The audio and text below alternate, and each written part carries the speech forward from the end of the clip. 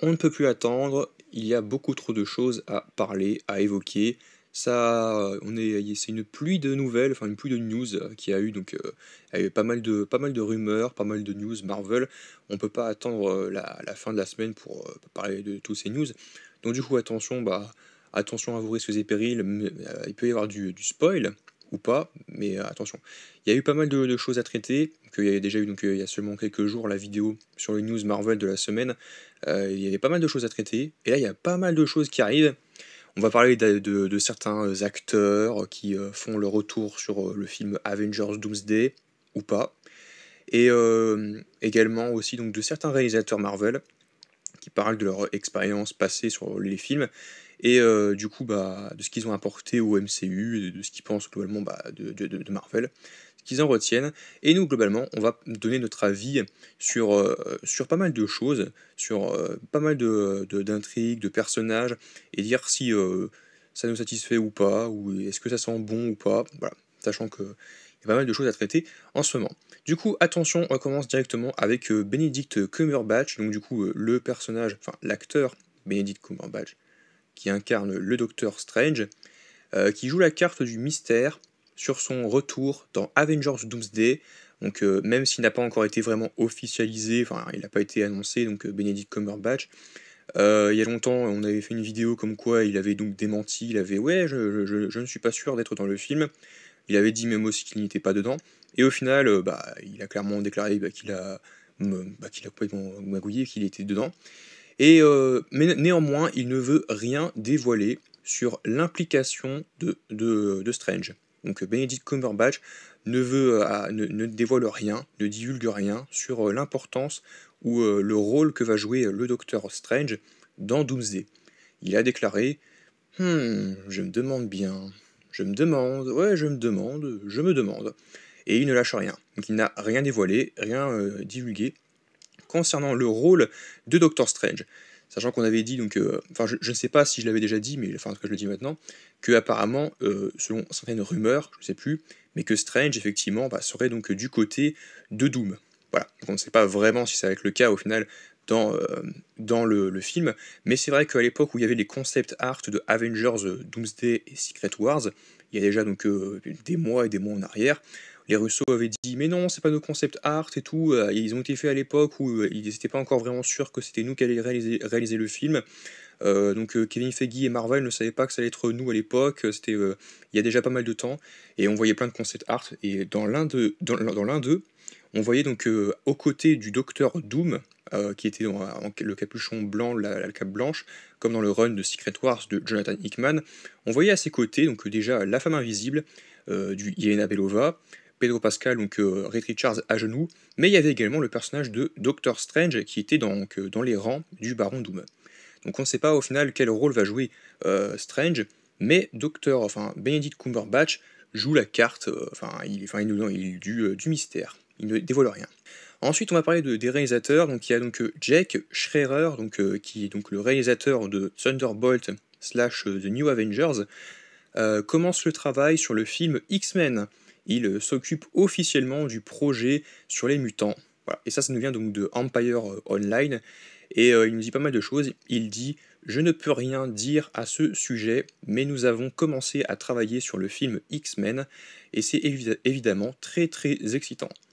Et Schreier explique que son expérience sur le film Thunderbolt lui a permis d'apprendre énormément sur la gestion d'un film d'équipe. Les plus grandes courbes d'apprentissage pour moi, ajoute-t-il, a été de trouver le bon équilibre entre l'action et les scènes plus émotionnelles, centrées sur les personnages. Et oui, parce que c'est pas juste un film d'action où on se bagarre, où on lance des punchlines, où on balance du wildliner en mode ah mais t'as vu ton bouclier, il est tordu, ah mais c'est quoi cette tenue ridicule, franchement c'est ça ta punchline. Voilà, c'est pas uniquement ça, même s'il y a des personnages qui sont un peu cyniques, qui prennent certaines choses par-dessus la jambe, font des petites vannes, il y a du troisième, quatrième degré, ils se moquent, ils s'amusent à se bully, à se moquer, c'est un peu des gamins refoulés, retardés, mais il y a quand même un vrai trauma chez certains personnages, et des thèmes assez sérieux. Il y a beaucoup de thématiques assez sérieuses, et il a réussi à marier ça avec l'humour, avec le côté un peu sombre, et c'est donc Jake Schreier pour Thunderbolt, et j'ai adoré. Même avec plus de jours de tournage que jamais, ils sont très vite avalés par les séquences d'action.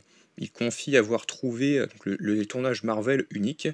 Regardez qui a de la chance de tourner, enfin, qui a de la chance sérieusement de tourner en plein désert de l'Utah sur une route qu'on possédait à tourner sous une chaleur de 40 degrés, ou encore sur le deuxième plus haut gratte-ciel du monde pour faire les cascades, donc avec Yelena Belova, donc Florence Pugh. Ce sont des expériences uniques, vraiment spéciales. Et du coup, bah, Jake Schreier et Bouillon a eu des très bons contacts avec Marvel, et même si le film a été un échec, pour lui, il a été très content du film, et moi, je suis très content bah, du résultat. Et j'ai vraiment kiffé son travail. Donc, à voir donc, ce qu'il va faire pour le film X-Men, qui devrait arriver peut-être pour 2028, dans la phase 7, on ne sait pas. En tout cas, il est en train donc, bah, de travailler sur le film, et il ne peut pas nous en dire plus, mais c'est déjà pas mal. Ensuite, selon Vanity Fair, on parle de Chloé Zhao, donc la réalisatrice du film The Eternals, qui avait elle nous dit qu'elle avait pardon, des ressources illimitées chez Marvel Studios. Donc la réalisatrice Chloé Zhao est revenue sur les conditions de production du film Eternals, et Eternals avait été une quantité illimitée d'argent et de ressources. Euh, Elle ajoute que ce manque de limites était en réalité un risque haut, et Eternals n'avait pas beaucoup de restrictions, et c'est en fait assez dangereux. En gros, pour faire simple, elle aurait voulu plus de contraintes, que Marvel soit plus derrière eux, parce que c'est vrai que globalement, pour la phase 4, Kevin Feige et Marvel Studios ont un peu lâché la bride, ils ont laissé du lest au réalisateur, Taika Waititi pour Thor 4, Sam Raimi pour Doctor Strange 2, même s'il y a eu quand même que lors des reshoots et lors de l'écriture du scénario, il y avait pas mal de Marvel qui a mis son grain de sel, qui a dit ouais mais non on va adapter ça pour installer tel élément de lore, pour installer tel élément de choses dans la saga du multivers, parce que ça va être important pour Avengers, avec Kang, puis avec Doom finalement on va garder ça, enfin il y a eu sûrement des petits détails, des micros éléments qu'ils voulaient quand même installer, et que les réalisateurs ont dû faire ok, bah, je connais plus ou moins, mais je sais pas comment je vais faire ça, donc à moi de trouver la mise en scène pour adapter ça. Mais globalement, ils ont quand même mis ils ont mis quand même pas mal de moyens à disposition des réalisateurs, et ils leur ont laissé pas mal de liberté, et ils ont eu pas trop de contraintes. Et Chloé Zhao a apprécié ça, mais pour autant elle dit ouais, mais d'un côté, si on n'a pas de contraintes, bah on passe à côté de quelque chose quoi. Enfin peut-être que je m'exprime mal, que j'ai mal compris, mais en tout cas c'est ce qu'elle dit là-dedans.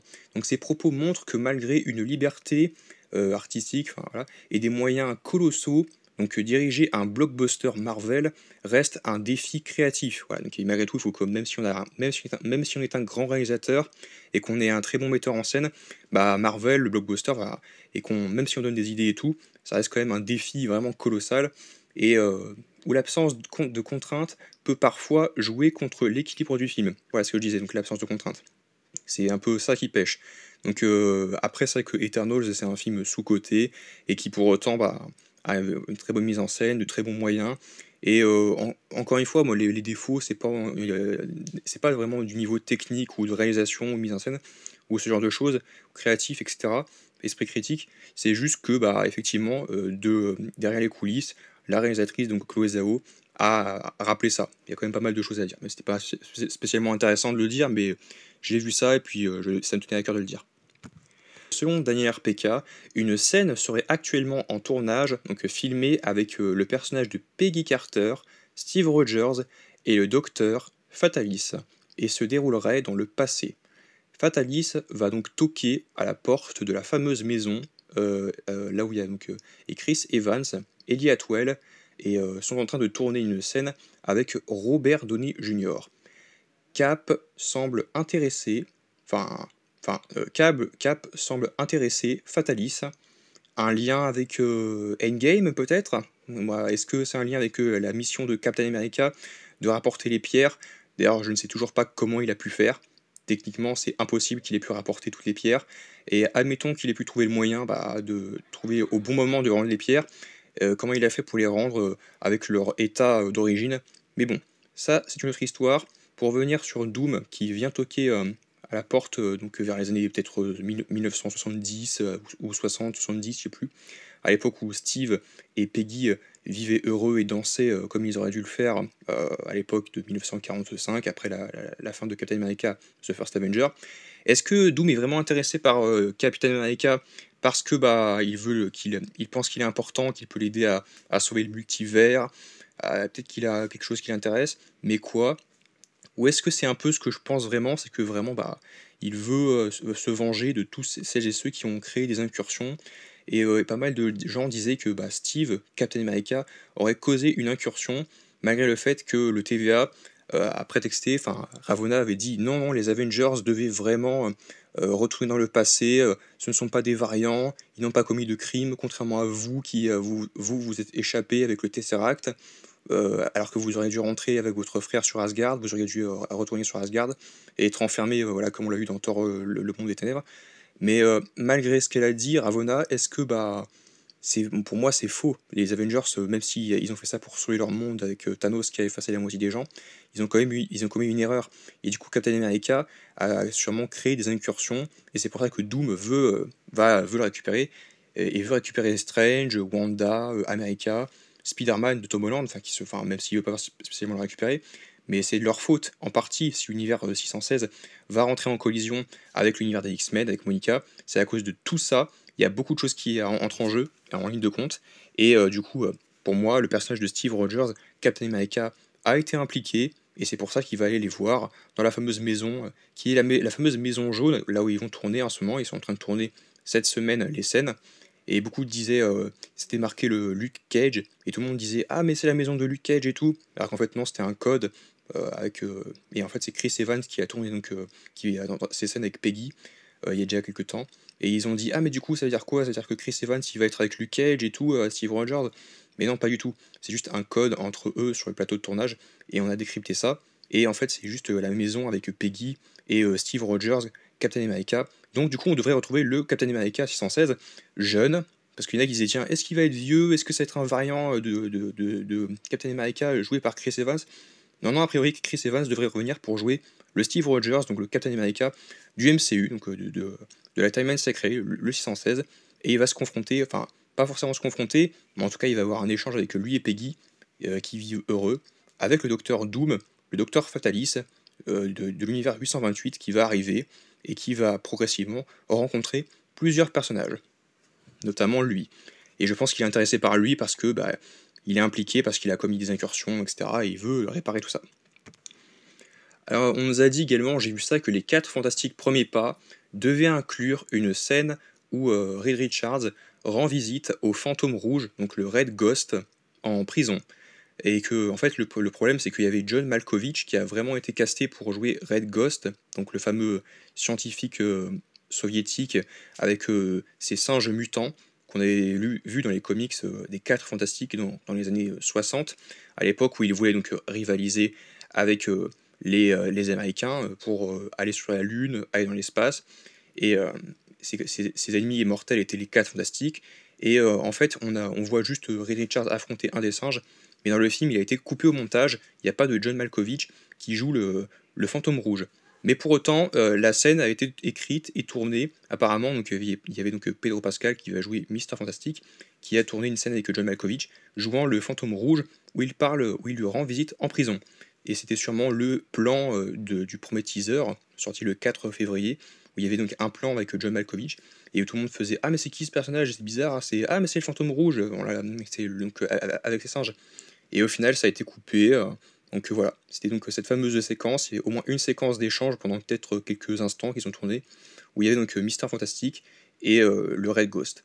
Et moi je suis assez déçu de ça, parce que c'est vrai que j'aurais voulu le voir. Je sais pas ce que vous en pensez, mais c'est la petite info. Et il y a également une scène avec Herbie, le robot, donc des 4 Fantastiques, qui aurait été détruit. Donc le robot aurait été détruit, cassé en pièces, il aurait fini en pièces détachées. Et cette scène a été supprimée aussi. Donc il y a eu 2 scènes supprimées, donc la rencontre de la prison, la visite de Reed Richards, Mister Fantastic, en prison pour rendre visite au Red Ghost, et le robot Herbie qui a fini en pièces détachées. On peut imaginer que cette scène puisse être dans Avengers Doomsday, néanmoins, peut-être que Herbie, le robot assistant en ménage, peut être détruit par Doom avant qu'il ait un échange potentiel avec le Franklin et Sue, donc suite à la scène post-crédit, on ne sait pas. Ensuite, selon Daniel RPK aussi, plusieurs infos circulent sur Spider-Man Brand New Day. Tom Holland ferait actuellement une pause pour le tournage, mais il y aura une doublure cascade qui filmerait, qui finirait ces scènes où il affronterait le Scorpion et d'autres vilains. Donc on sait qu'il y a le Scorpion qui est de retour. On nous dit aussi que le film devrait introduire plusieurs méchants et à la manière de Spider-Man No Way Home. Donc c'est vrai qu'à l'époque, il y avait déjà des théories sur les Sinister Six, donc peut-être que les Sinister Six devraient arriver dans Spider-Man Brand New Day, c'est pas sûr, mais c'est vrai que beaucoup de gens partaient là-dessus parce qu'il y avait de plus en plus de vilains, mais depuis on a eu l'information comme quoi le début de Brand New Day s'inspirait un peu du film Les 4 Fantastiques et qu'il y aurait un montage avec plusieurs vilains, donc plusieurs, c'est-à-dire au moins peut-être 2, 3, 4 vilains sur quelques minutes où on verrait Spider-Man les arrêter et que ça se passerait vraiment quelques années après No Way Home. Donc il se passerait au moins peut-être 2-3 ans après, enfin peut-être plus de 2 ans après la fin de No Way Home, et du coup on aurait un Spider-Man plus mature, plus vieux, et qui aurait un peu mûri, qui aurait affronté plein de méchants. Mais pour autant, il y aurait quand même malgré tout plusieurs méchants, et il y aurait également aussi plusieurs méchants principaux, et que le Scorpion n'est que l'un d'entre eux. Donc il y a peut-être au moins 2 à 3 méchants principaux, dont le Scorpion de Homecoming, qui est de retour. Comme quoi, grosso modo, il y a d'autres scènes post-crédit, donc de la phase 3, qui vont aboutir. Et on nous dit également que, surtout, que parmi tous les héros annoncés pour Brand New Day, c'est le Punisher, donc Frank Castle, le Punisher, qui aurait le rôle le plus important dans l'histoire. Et donc ça veut dire quoi? Ça veut dire que même le Punisher, il sera plus important que Spider-Man, ou c'est juste le personnage le plus important derrière Spider-Man? En tout cas, il aurait un temps assez conséquent, et surtout, il serait donc l'un des personnages les plus importants du film. Après, je crois que la première apparition du Punisher, c'est dans un comics The Amazing Spider-Man. Mais en tout cas, il va faire équipe avec Spider-Man, et ce serait donc l'un des personnages les plus importants. Ensuite, selon la Résolana, le personnage de Namor, donc l'acteur Tenoch Huerta, révèle lors d'une interview avec la Roselana, lors d'une interview, que chaque personnage de Avengers Doomsday n'aurait qu'un petit rôle dans l'histoire, et qu'il y a parmi les vingtaines de personnages, il y en a qui ne sont pas très importants. Donc un peu comme Infinity War, où il y avait des personnages un peu secondaires qui faisaient rien, qui accompagnaient juste les héros, et même certains héros, comme Captain America, étaient un petit peu mis au second plan, et même s'ils se battaient, ils étaient braves et téméraires, ils faisaient pas grand chose en fait dans le film. Donc il y aurait plusieurs groupes qui auraient leur importance, et d'autres recomposés qui en gros servaient pas à grand chose. Donc là je suis en train de déguiser, c'est pas du tout ce qui a été dit, mais ça c'est moi qui en train d'extrapoler, de imaginer, c'est pas exactement ce qu'il a dit, mais c'est la conclusion que j'en tire. Et il ajoute qu'il y a une vingtaine de personnages impliqués, comme je vous l'ai dit dans l'histoire, et c'est plus condensé puisqu'ils doivent donner de l'espace à tous les personnages et aux différents univers. Donc il y aura donc différents univers, l'univers 616, l'univers des X-Men avec Monica, et peut-être l'univers des 4 Fantastiques, et peut-être encore un autre univers, et encore un autre, on ne sait pas d'autre, on ne sait pas.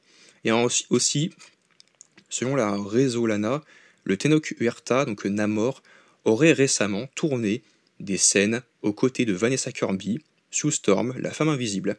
L'acteur a d'ailleurs parlé d'elle avec beaucoup d'admiration. C'est une collègue formidable et spectaculaire. Ah ouais, carrément, elle est spectaculaire, Vanessa Kirby. En même temps, c'est une très bonne actrice, mais forcément, elle a du talent. Et c'est vrai que c'est quelque chose que beaucoup de fans attendent, donc que la rencontre entre la femme invisible et Namor. Parce que dès que Namor fait son retour depuis plusieurs années dans les comics, il est découvert par Johnny Storm, la torche humaine, et très peu de temps après, il tombe sous le charme de sa sœur Sue. Donc du coup, il veut l'enlever, il veut l'épouser, et du coup, il y a une confrontation entre lui et Ray Richards et les autres, et c'est vrai que ça devient un peu leur rival, mais Namor a toujours été très amoureux de la femme invisible aussi. Donc. Et même si ça n'a pas encore été officiellement confirmé, ces propos semblent aussi indiquer une collaboration directe entre Namor et la Future Foundation. D'ailleurs, je crois qu'on ait vu un peu la Future Foundation dans les Cas Fantastiques, je sais pas trop ce que c'est comme groupe, mais c'est en lien avec elle, et puis avec il y a Namor qui est impliqué apparemment dedans, et ouvrant la porte à des interactions inédites dans le MCU. Hâte de voir ça aussi, à voir ce que ça peut donner. Et enfin, j'ai vu aussi apparemment que 2025 serait donc la pire performance des super-héros du côté de chez Marvel en tout cas. Marvel super-héros, pire performance au cinéma depuis au moins 2011 avec Thor, qui était pas trop mal mais parce que mais sans plus, Captain America The First Avenger, mais à part 2020. 2020, l'année du Covid, ça ne compte pas parce qu'en même temps, mais en même temps il n'y avait pas eu de film Marvel et DC dans l'année 2020. Il n'y a pas eu de film de super-héros en 2020. Moi, je sais plus, je crois pas. En tout cas, pas Marvel.